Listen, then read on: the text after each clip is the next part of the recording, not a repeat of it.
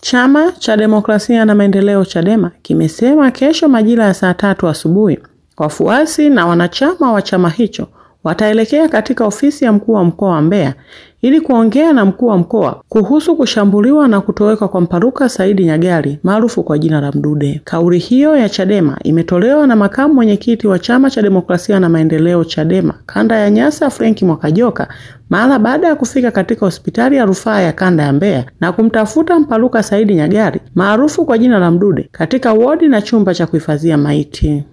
Awali, akiwa katika ofisi ya makao makuu ya polisi mkoa wa Mbeya, Mwakajoka amekiambia kituo hiki kuwa walikuwa na lengo la kuonana na mkuu wa upelelezi wa makosa ya jinai RCO mkoa wa Mbeya ili awaeleze alipofikia katika suala la kumtafuta Mdude, lakini wamejibiwa RCO ameondoka ofisini na kwenda kumtafuta Mdude. Mapema katika mkutano na wanahabari, mwenyekiti wa Chama cha Demokrasia na Maendeleo Chadema mkoa wa Mbeya, Masaga Kaloli, amewaambia wanahabari kuwa hawatarudi nyuma katika kudai mifumo ya haki hata kama wataendelea kutishwa. No reform, no election. Asante sana ndugu mwandishi wa habari, tuko hapa hospitali ya rufaa ya mkoa wa Mbeya ya kanda yetu ya Nyasa, na nia na mazumuni ni kuja kumtafuta ndugu yetu Mdude Nyagali. Kwanza ni washukuru sana wanachama wote, viongozi na wananchi wote wa mkoa wa Mbeya, lakini wa kanda ya Nyasa kwa ujumla na Watanzania wote kwa ujumla kwa jinsi ambavyo mnazidi kumwombea bwana Mdude Nyagali. Leo tumezunguka karibuni kilomita 10 kwenye mkoa wa Mbeya tukizunguka katika maeneo mbalimbali kumtafuta ndugu yetu Mdude Nyagali.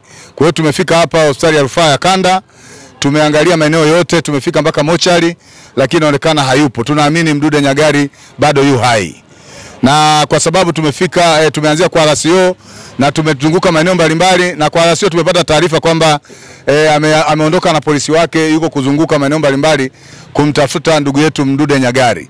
Na kwa sababu tunaamini kabisa kwamba Mdude Nyagali yuko hai, tunaamini kwamba pia RCO hatarudi mikono mitupu.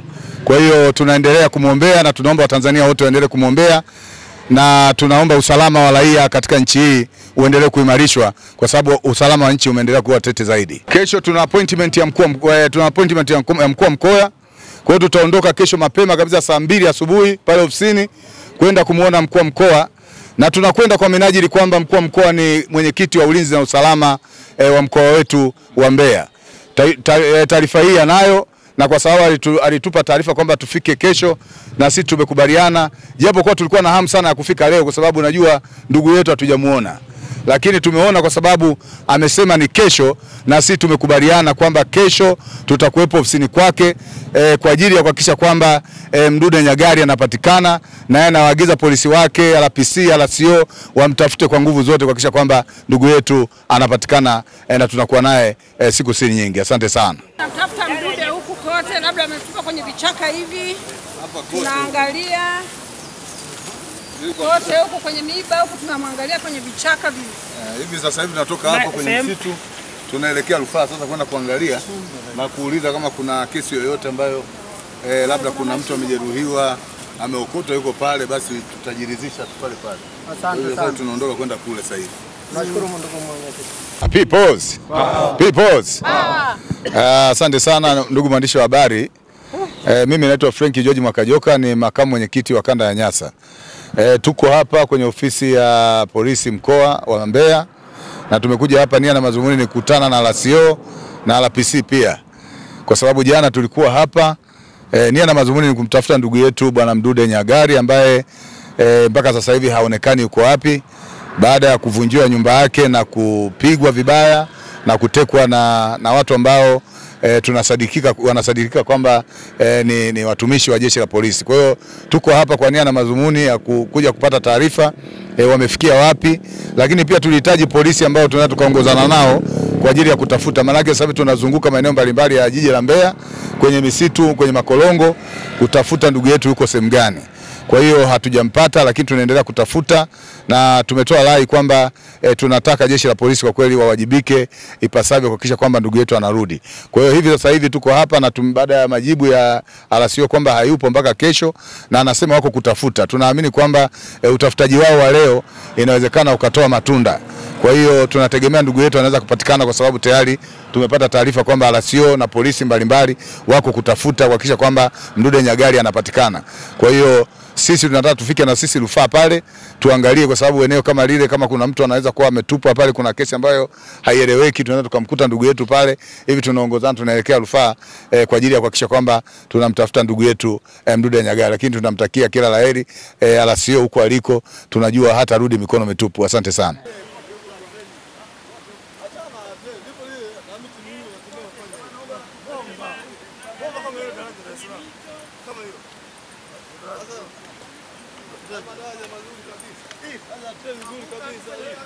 Ikiwa ni siku ya 3 mfululizo, sisi kama chama baada ya kupokea taarifa za kuvamiwa na kuchukuliwa mateka ndugu yetu na mwanachama mwenzetu Mdude Nyagali, Chadema mkoa wa Mbeya kimeendelea kufanya jitihada za pamoja kwa kushirikiana na wanachama na wananchi wenye nia njema ndani ya mkoa wa Mbeya. Siku 2 mfululizo kumekuwa kuna zoezi la kuendelea kumtafuta Mdude kwenye mapoli, kwenye makorongo ya maeneo jirani yote ya mkoa wa Mbeya ambayo tulikuwa tunafikiri na tunahisi kwamba pengine anaweza akawa ametupwa huko. Ikumbuke kwamba kwa Mdude Nyagali sio tukio la kwanza kumtokea. Alishawahi kutekwa, akapigwa na kuumizwa na baadaye akatupwa, wasamaria wema wakamuokota, lakini pia ameshawahi kukaa gerezani kwa kuwa tu ni mkosoaji wa serikali ya Chama cha Mapinduzi. Na wao sasa wametafuta lugha, wanasema chokochoko, yoyote mwenye chokochoko.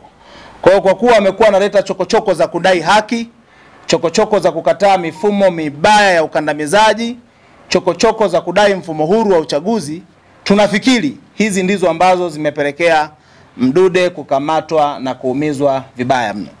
Kwa napenda niwashukuru makamanda wenzangu wana Chadema pamoja na viongozi, wanachama na wananchi wenye nia njema, tokea tukio limetokea mpaka leo wameendelea kuwa na ushirikiano. Kama mnavyoona tuna watu wengi ambao wamekuwa wakifanya hii kazi kwa kujitolea kabisa kwenda kuzunguka kwenye mapoli, lakini hatujafanikiwa. Wengine wameenda mahospitalini, tumeenda mochwari na maodini kuangalia hata wagonjwa wa dharura, lakini bado hatujafanikiwa. Lakini jana pia viongozi wangu wa chama kutokea ofisi yangu ya mkoa pamoja na ofisi ya kanda walifika kwa RPC wakiwa na jopo la wanachama. Wamekwenda kumdai Mdude kwa sababu taarifa za awali zilionyesha kutoka kwa wasamaria wema na watu wa ndani ya chama kwamba kuna mwanachama mwenzetu pia alikuwa anaulizwa wapi ambako anaishi Mdude. Na watu waliomuuliza wapi anaishi Mdude waliahidi kumpa fedha. Taarifa zote zimewekwa bayana na nafikiri kila mmoja ameona kwenye mitandao ya kijamii. Kwa hiyo tulikuwa tuna mashaka makubwa kwamba kwa namna moja ama nyingine pengine tunaweza tukawa tuna hofu na jeshi letu la polisi, ndio maana tulikwenda. Lakini pia kazi ya jeshi la polisi ni kulinda raia na mali zao. Kwa hiyo hatuwezi kuwaogopa polisi kwenye mazingira kama haya kwenda kuwahoji na kudai ushirikiano wao wa kumtafuta ndugu yetu, kwa sababu kila mmoja ana haki ya kuishi. Lakini ndugu zangu, pamoja na matukio haya bado tunaendelea kudai na ushirikiano bado tujaupata mzuri. Kwa hiyo sisi kama chama tunaendelea kufanya jitihada, na makamu atasema nini tunakwenda kukifanya baada ya kutoka hapa. Lakini tunaendelea na jitihada za kumtafuta ndugu yetu pasipo kuchoka, na tunaomba katika hili jeshi la polisi hawakwepi, lazima waungane na sisi kuhakikisha tunamtafuta Mdude na anapatikana, kwa sababu taarifa za awali zimeonesha ndani ya jeshi kuna watu ambao wametajwa kuhusika na hili jambo. Kwa hiyo lazima tuwe na mashaka nao. Lakini ndugu zangu, haya yote yanatokea kwa sababu ya ajenda kubwa ya Chadema, no reform no election. Lazima tukubaliane kwamba haya mambo yanafanywa kwa juhudi za maksudi za kutukwamisha Chadema kuelekea kwenye kampeni yetu ya kuzuia uchaguzi usifanyike bila marekebisho ya sheria. Jambo hili si jambo rahisi kwa watawala, jambo hili linawatisha. Kwa sisi hatuna sababu ya kuogopa, tutaendelea na msimamo wetu katika mazingira haya magumu. Tunajua mwenyekiti wetu Lissu yuko ndani, wamemkamata Lissu kwa ajili ya kufufisha nguvu ya Chadema, lakini sisi tutaendelea kupambana. Licha ya kumzuru, hao watu wamekuwa sio waoga, wanaweza kumzuru askofu, katibu mkuu wa TEC wanamzuru, wanamvamia, kwa hakuna tena wanachoogopa. Na mimi nawaambia wanachama kwamba si tu kuogopa, kifo kinatisha, hata mimi naogopa kifo.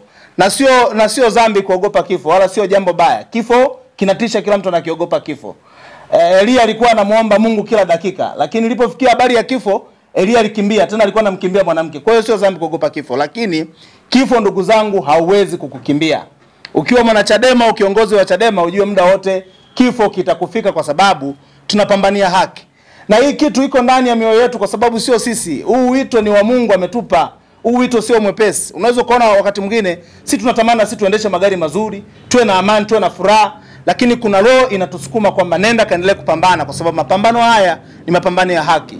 Tunatamani kuwa na taifa ambalo linaheshimu uchaguzi, linaheshimu haki za binadamu.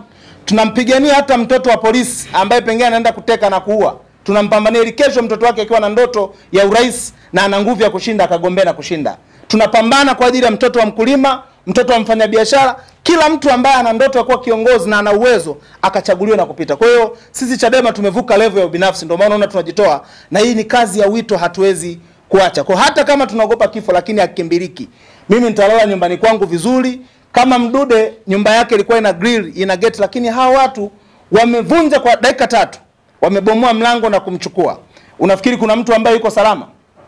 Hakuna mtu ambaye anaweza kujiwekea ulinzi wake binafsi hapa na akawa salama. Na hatuwezi kukimbia nchi yetu. Kwa hiyo kama itafikia wakati wa kuchukuliwa, tutachukuliwa tu. Lakini hatuwezi kuteswa tukiwa tumeendelea kufunga midomo yetu. Tutapaza sauti kudai haki na kudai mfumo huru wa uchaguzi. Hakuna kurudi nyuma, pamoja na mambo yote ambayo yameendelea kutokea. Kwa nataka niwaambie wana Mbeya na Watanzania kwamba mapambano haya yapo kila mahali. Tulisikia mwenzetu Mwanza katekwa. Dar es Salaam wamefanya mauaji, watu wamepigwa wameenda kutupwa polini. Kwa hakuna mahali ambako tuko salama. Sio Mbeya, sio mikoa mingine. Kwa lazima tuungane wa Tanzania, dini zote, kabila zote, pasipo kuangalia hata vyama. Na nashukuru jambo hili hata watu wa CCM. Kuna baadhi ya watu ndani ya CCM hawafurahii mambo haya, wanayachukia. Na wengine wanaomba sana. Hata ndani ya jeshi la polisi kuna watu wema wanaendelea kutupa taarifa za kutia moyo kwamba endeleeni kupambana. Kwa hiyo hatuwezi kuacha kupambana, hata iweje tutapambana katika mazingira yote kuhakikisha tunapata mfumo huru wa uchaguzi. Maana hii ndio sababu Mdude akwenda kuingilia ndoa ya mtu, hajashikwa ugoni Mdude. Mdude hajaiba cha mtu, ni kwa sababu amepambania haki, ni kwa sababu Mdude amekataa kukaa kimya. Kwa hiyo sisi pamoja na wanachadema wote na viongozi tutaendelea kupaza sauti pasipo kuogopa. Na tutaendelea kwenda kumdai Mdude, na kwa sababu taarifa za awali zimeonesha watu waliokuwa wanamfuatilia, kwa tutaendelea kuwaomba polisi mtupe ushirikiano ili Mdude Nyagali aweze kupatikana. Na sisi wana Mbeya tuendelee kuungana katika kipindi chote cha kumtafuta Mdude bila kuchoka. Nikiripoti kutoka Mbeya, Jacqueline Mwangama, Kusaga TV.